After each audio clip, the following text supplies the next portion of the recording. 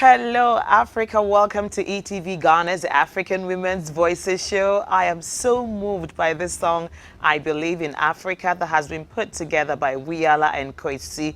I love this song, and it reminds me of how much we all want Africa to become a better place. And I hope you're thinking same. Do you believe in Africa? Give me a smile. I am so happy to be meeting you once again like we do every Wednesday at 8 p.m. How have you been? Great. You know what? I'd like to say a very big thank you to all the sponsors that have made it possible for me to meet you today. I feel so good about these people and I want to appreciate them all over. First on the list is Chana Shito. Chana Shito is Ghana's #1 pepper sauce, and you know what? The packaging of Chana Shito is so wonderful. If you give someone Chana Shito, the person would definitely understand that he has a very special place in your heart. I've not seen any Shito packaged in the kind of bottle we have Chana, and the taste is also unbeatable. If you've not tried it, I need you to go to Airport Shell and so many other places to find it. Her phone number is right now at the base of your screen. Do call her and ask her for where to get Chana Shito. Also, consider it as your side business. Today, everyone is trying to find extra income avenues, and this Chana Shito, I must confess, is a very good one. Those who have tried to use it as an extra income stream have all testified about how fast it moves. I also want to say a very big thank you to Afariwa Styles. Are you loving my blue and white? I love it so much. Thank you. The sleeves, the color, it looks so good on me. Afariwa can look at you and say, this will look fantastic on you. Try it. It's going to work. And whenever she recommends something and I try it, I am never disappointed. What I like about Afariwa Styles is the fact that she's into contemporary ladies and gents outfits. And once you go in, they are ready-made. You step in and step out with what works for you. If you also have a fabric that you like her to put together for you, she can also sort you out on that side. However, some very busy women and men like myself may not be able to wait that long, so we just go and then we get whatever it is that we want immediately and we're moving. Awo's hair, I want to say a very big thank you to you. Awo, you have been my rock when it comes to putting things on my head. My headpieces have always stood out because of your support. Awo's phone number is right now at the base of your screen. Please pick it up and call her. If you want a private session when she comes to your house to do it for you, she can also sort you out on that side. Thank you, all my sponsors and potential ones as well who are watching me right now. If you want us to tell your story, give us a call and we'll do that for you. As we do always on ETV Ghana's African Women's Voices show, we always give you the best of the best when it comes to the news around women. You know what? I'm going to be letting you know what's happening to women right now and across Africa and even internationally. I'm going to let you know what it is. Stay tuned for 60 seconds update. I will be right back and I'll introduce my guest to you.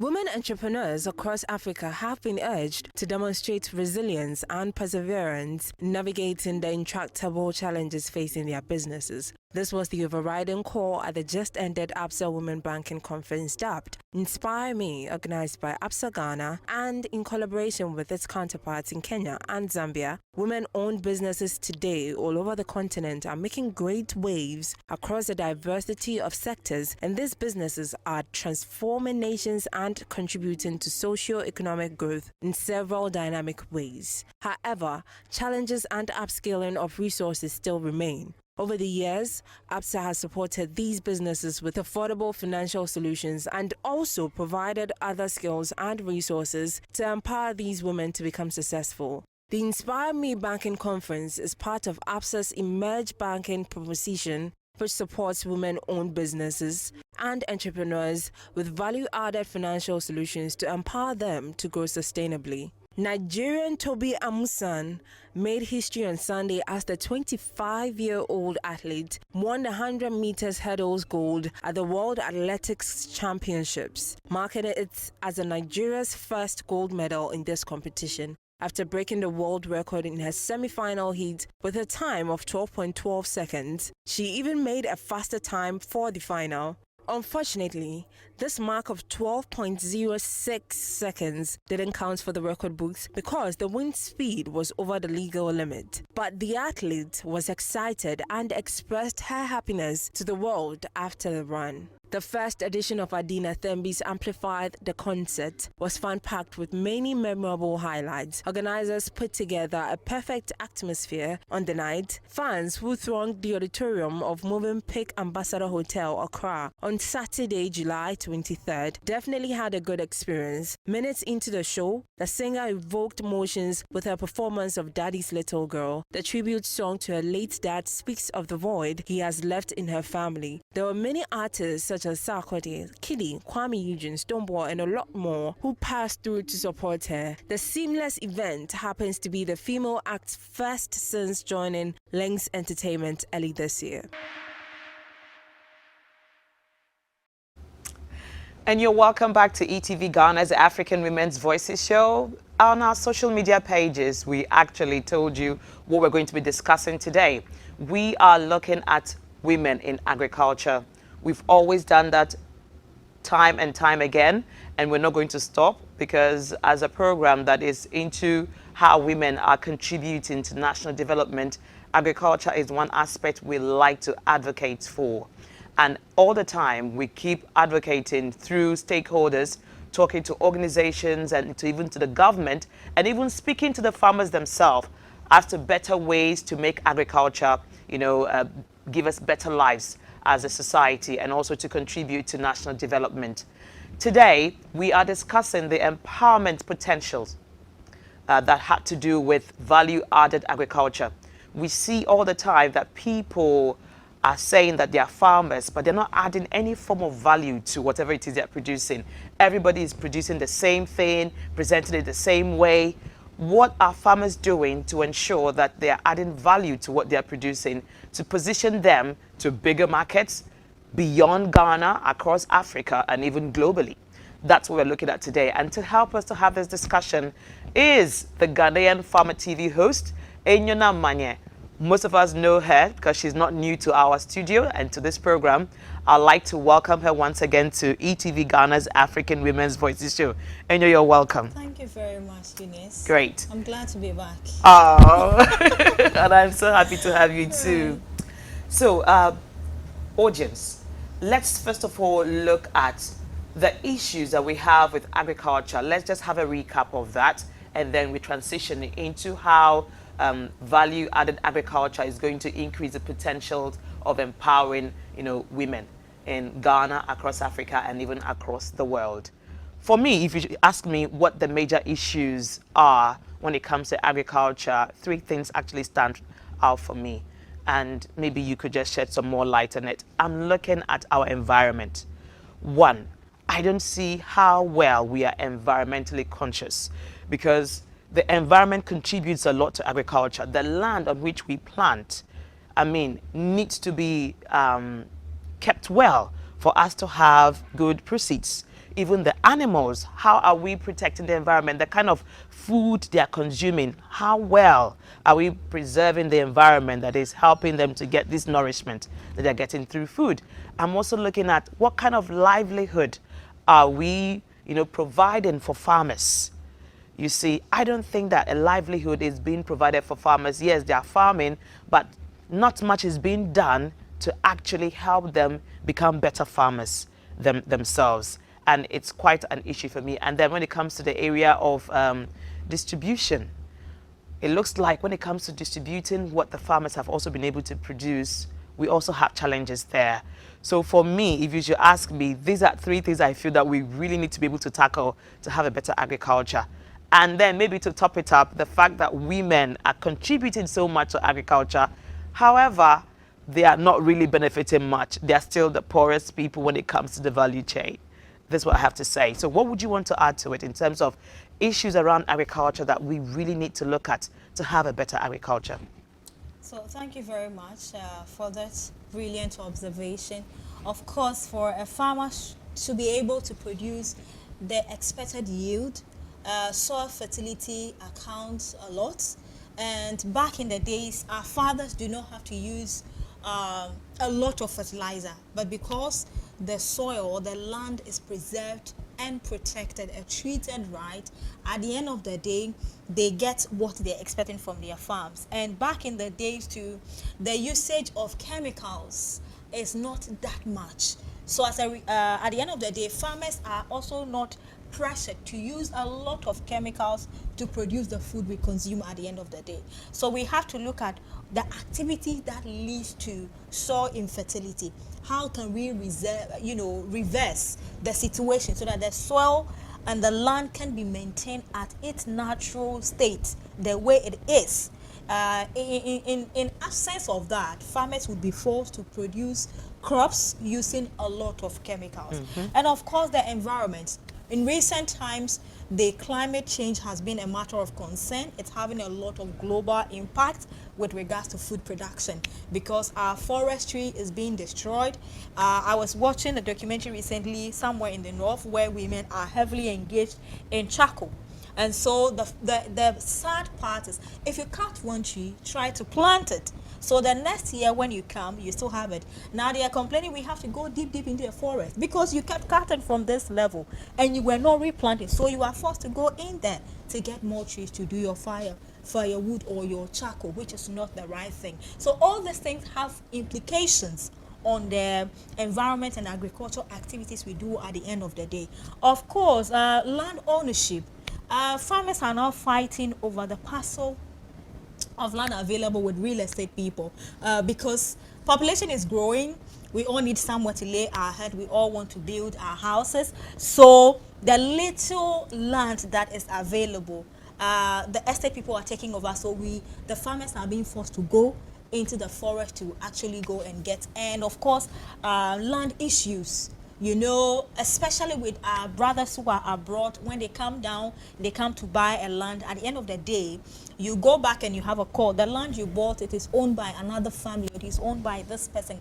All these things, if you want investment in agriculture space in Ghana here, I think government have to pay attention to land issues. Which land are reserved purposely for agriculture? Who owns this land? If it is for family, there has to be an agreement between government and family so that if somebody buys land, he or she would not have to come and battle with another person or have to come and pay another amount of money to now reclaim the land. It is not done. It deters people, investors. It scares them away because the story is, hey, Ghana, by the time you realize another person comes up that the land is mine.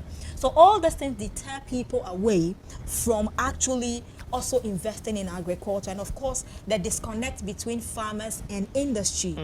Okay, you were just mentioning about how greater part of the food produced are contributed or done by women. By the end of the day, we have little or nothing in our pockets. It's true because at the end of the day, the crops that are harvested, where do we take it to?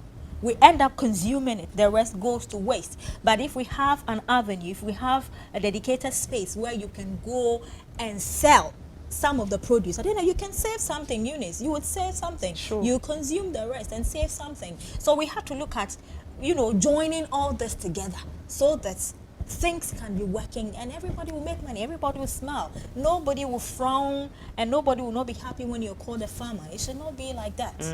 And I see how you're boldly writing on your t-shirt, the Ghanaian farmer. Of course. She feels really proud to be called a farmer, and she's female. And if you look at her, she doesn't look like the regular farmer that we all know, because farming is changing. It's changing face. We are making farming look really beautiful and attractive. So we are encouraging everyone, especially women, to go into agriculture and make it better. So now let's delve into the main conversation that we're going to be having today, and that has to do with the value addition when it comes to agriculture. What do we really mean with about when we say value addition? So value addition is in the basic understanding is crops that are harvested and transformed to the next stage that is easily consumable. When you pick it, you can just open it up and then you start consuming. Crops that are harvested, adding value to it or transforming to the next level, packaging it well, presenting it well, and sold at a higher price than if you were selling it at the raw state. So in the basic understanding, that is what I can explain about value addition. Now, value addition plays a very, very important role in the development of agriculture. It plays a very important role in the living standard and condition of farmers in the global economy. So that places premium on value addition. Over the period, farmers have sold crops at its raw stage. So at the end of the day, they get peanuts for the sweat, standing in the sun, burning and weeding and all that. At the end of the day, when they subtract the production cost from sale, what is left is peanut. So we've gone past that level. How can we now pay attention to value addition? Value addition can be very, very, very sustainable. The factories are there. Now, when we're talking about factories, we are not saying multi-purpose or multinational factories. Recently, kind courtesy Rwanda Air, we started this project or this initiative called the the Ghanaian Farmer African Tour, and our first stop is in Rwanda. Now, a factory that processes pumpkin into cookies and also oil, it was just like a room of this, space. Exactly, this size. And the machines are there. And the lady, the young woman who just completed an agricultural school, has about close to 15 or 12 people who are working together with her. So they extract the seed from the pumpkin. They use the fruit to produce the cookies. They extract the oil from the seed. And then those who want to enjoy the soup, they go ahead to enjoy the soup. Tell me if this would not bring money to the farmer at the first place. And of course, it has not created jobs for the other young people who are assisting Maria to produce these crops. And she's also, exporting it to, she told me she has market in Turkey and other international countries. So it means that value addition has to be considered and taken seriously if we want to actually elevate poverty among the rural folks and of course those who are in the urban centers and want to go into agriculture. Agriculture should not be relegated to people who are not employed. You see, Eunice, without education, you will not be able to calculate anything in agriculture. The land size, it is calculation. The number of seeds that you're going to put in the ground is calculation. The number of time to water your crops is calculation. Time to weed, time to do pruning, it's calculation. So how do you tell me that agriculture is reserved for the uneducated? It is not. And agriculture happens to be a backup to every economy. It creates the most jobs. It creates a lot of income for a lot of people. Without agriculture, how are we going to feed ourselves? How are we going to make foreign exchange? And foreign exchange can only come from value addition. So this is why government has to liaise with the developmental partners we have. So again, I said it today on another channel that listen, my encounter and interview with these young folks in Rwanda who are adding value to their crops, you ask them, so how do you come by the funding to, create this space, buy this machine and process? And they tell you we participate in challenges. We do pitch presentations or business proposals to these foreign partners that are around who have grants. So all these people who are around, they have funding for specific projects in the agricultural space. And so it means that we need to understand what are the grants meant for, what projects, which direction are they looking at, how can we collaborate. Development in agriculture can only come about through collaborations and partnerships. But individuals like us or young folks might not be able to work directly to these people or might not be able to know about these challenges available. But if we have a dedicated institution that publicize all these challenges or this grant available and tell young folks how to apply, how to write these proposals. And of course, at the end of the day, those who are going to win the proposals, I don't expect physical that's being handed over to them. But that's what people expect. They expect that the money be given to them. I know. But that's not how it works. I know, but it has been tried and it failed. Tell me a lot of these initiatives that are happening in Ghana that young people have received funding. How many of them can we go around and see them with the funding being utilized for what they pitched for or what they applied for. No. So the dynamics has changed. Like the young folks in Rwanda, they tell you, Enyonam, the money or the grants we are awarded, it is not given to us cash hand. So they ask you, where is the space you want to establish the factory? If you have a space, they import the machines and build them for you and tell you, form cooperatives. So you see, these young people have farmer cooperatives. So if you are an avocado farmer, when you harvest your avocado, you bring it to me because I am buying from you. Are you getting it? So they don't hand over the cash. So we can have that system here. It is done. It's just 4 or 5 hours to Rwanda. We are just 5 hours away from Rwanda. It is done over there. So it can be implemented right here. If we have that gap bridged, we have youth linked with these institutions. We know what they expect from us. What can we enjoy from them, or what can we benefit? We can make this work. In other words, what you're trying to say is that their system there is such that even if you're somebody who is selling oranges, there is a juice company, for instance, and you are informed about this juice company. So when you kind of harvest your oranges, you know that you are going to this company to go and give them your oranges for them to be able to process into the juice. Exactly. So there are farmer cooperatives that work with specific institutions. I interviewed Rwanda Tea, Mountain Tea.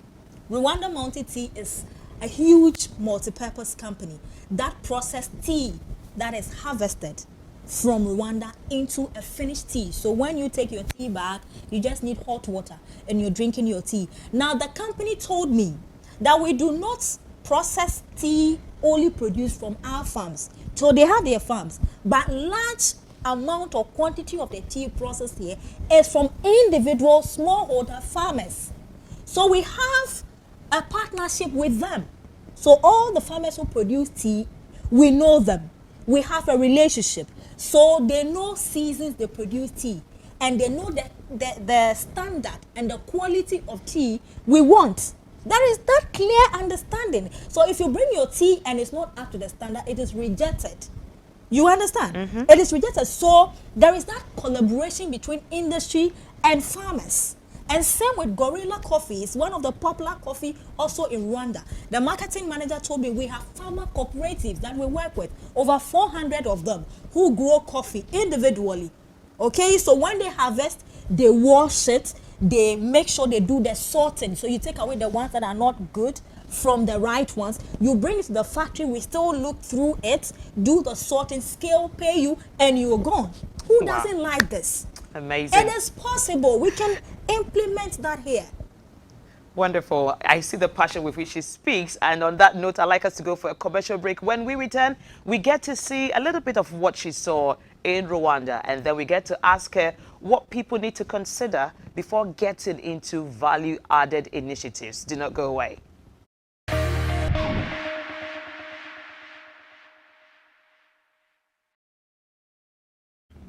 And you're welcome back to ETV Ghana's African Women's Voices show, where Enyona was speaking passionately about how there has to be a link between the government and the farmers, and also how we need to have cooperatives that will be working with industry to be able to ensure that there is value added to whatever it is that we are producing. We do not want it to just be talk and talk. We are hoping that stakeholders are listening, and we are looking forward to having diverse ways of ensuring that we are adding value to the products and the produces that we are putting out, from farmers. So I said we're going to take a look at what she saw when she went to Rwanda. While that's being put together, I'd like us to have a conversation around, okay, now we know that when we add value to our produce, it will help us to be able to attract foreign exchange, much more money, because now value has been added to the produce itself. What do you think any woman who is watching us right now needs to consider before going into, value-added initiative? For instance, Chanashito probably saw that, okay, if I put shrimps together with some pepper and garlic and everything, and I produce my pepper sauce, I've added value and I can export it. What do you think other women who haven't thought about what she thought about should be thinking about? Maybe, for instance, over the top of my head, maybe, do people really want what I am producing? I think that would be number one Yeah. to me. But you just take it away and let us know what should people consider. So one major problem that people do not put into consideration has to do with conducting research, being it market research, being it audience research, or being it who am I going to produce to. So yes, we know that crops, the oranges, the pineapple, the pawpaw, we need to add value. We can get juice, we can get a lot of things from it. But first of all, you need to consider where are you going to put up such a business. Of course, who are the targets that I'm going to be selling to? Is the plan to sell only in the Ghanaian market, or you plan exploring outside, you know, the international market as well? What are the terms and conditions? What is expected of me? The necessary certifications that you need. Of course, the machines that you'll be needing to process this is also important. Now, after putting all of this together, you say, you know, it's about time we change our concept or our mindset. A lot of the young people think that I want to own 100% share of this business, so I can be called the CEO. The money, they want the big title. The big title does not put cash in my pocket, Eunice. So if you develop the idea, be open and welcome partners. Welcome people who can pre-finance the idea and own a share in the business. That way, it's easy for you to do, because value addition needs a lot of money, because you need labels, you need machine for printing, you need to package and export or sell, you need vans to distribute, you need various outlets to be selling the product. So all of this is a lot of work. So as an individual, you can do it alone. So when you have the idea, after you've put all your research and everything together, be open to explore and find out who can come on board to do this together with you. That way, it makes it easier for everybody. That way, there is a lawyer, there is a pen to paper. At the end of every quarter, when sales is made, we know that Eunice owns a 70% or she owns a 65%, because probably she is pre-financing the whole operations of the company. And I own a 35%, even though it is my brainchild. Isn't it greater to own a part of a company than lose it all? So if we want to consider serious value addition, as for the farmers, they are already there. They are always there. They are always producing. But you who want to add value to it, there's a lot of work you have to do. There's a lot of investment, the promotions you have to do, the branding you have to do, the ambassadors, influencers you need them to work with. All of this is a lot of money. So at the end of the day, you can do it all. If you want to go into value addition, being it adding value to sweet potato. I saw sweet potato bread, sweet potato biscuit, sweet potato, lot of things in Rwanda. Even banana, we have banana beer in Rwanda. Banana mixed with millet, and they produce beer out of it. So a lot of interesting things are happening out there, but there are a lot of collaborations as well. So over here in Ghana, our dear Minister, Dr. Uso Friakoto, has an initiative called Youth in Agriculture. Over there in Rwanda, we have Rwanda Youth in Agribusiness. Now, these people are together.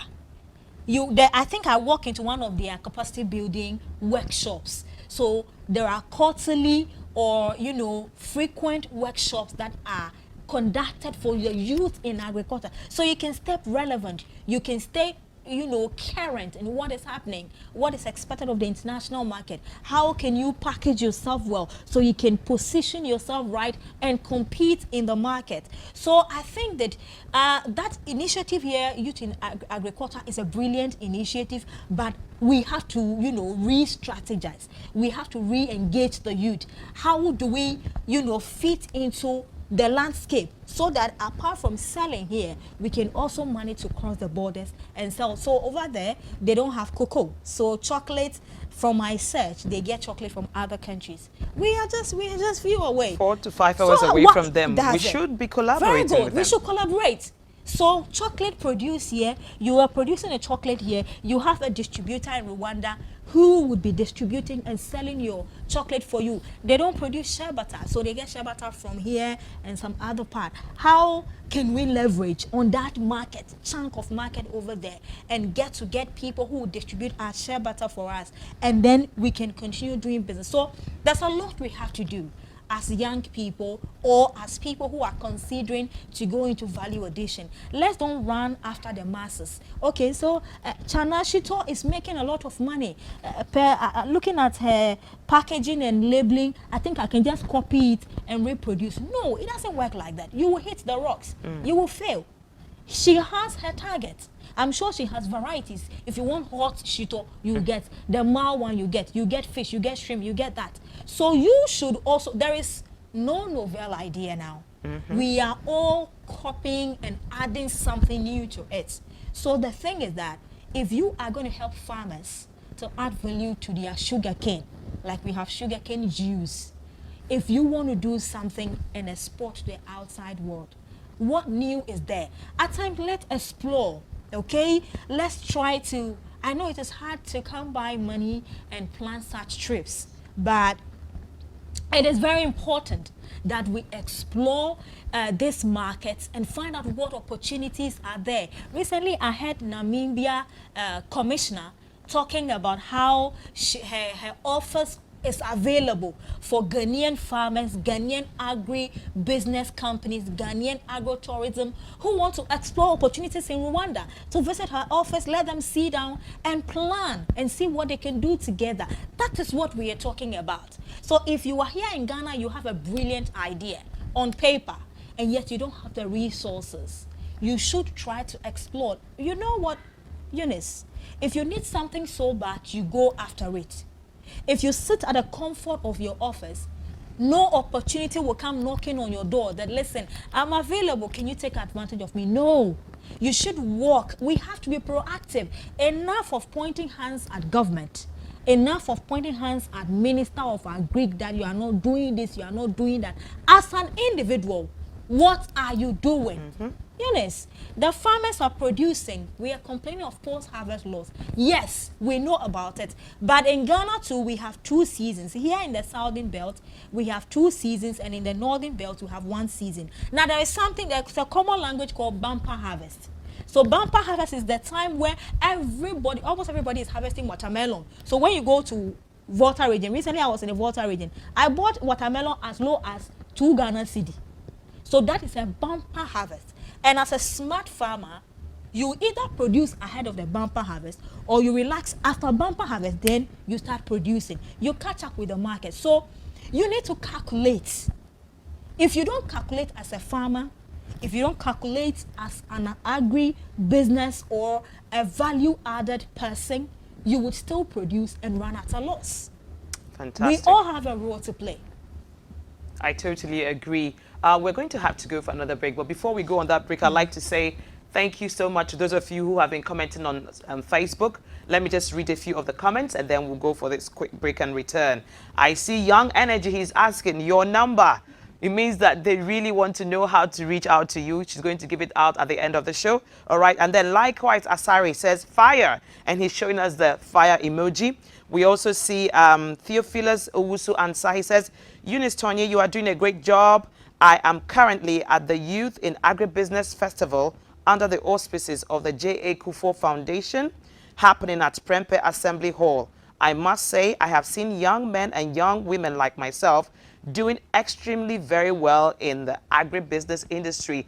This is what we want to hear, and we want a lot more of us to get into agriculture to make Ghana a better place. And then I see some people who are sending fire emojis and their love and hearts, saying that they are enjoying the show. Thank you so much. I also see those of you who are sending me your waves from all across Ghana and Africa. I see those waves, and I'm saying thank you. Keep watching ETV Ghana's African Women's Voices show. We'll go for this quick commercial break. When we return, we will get to find out the benefits of adding value to your initiatives. Do not go away.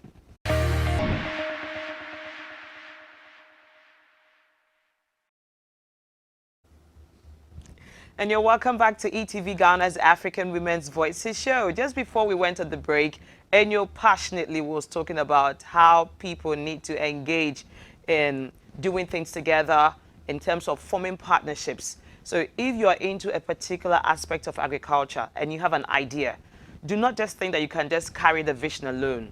If you find people who can help you run with a dream to make money quicker than you expected, engage them, partner them, and then get things done. And you make your money, and then you continue to move, and you'll be expanding your business. Before you know it, you get so much money to be able to start up a business that you'll be able to handle on your own.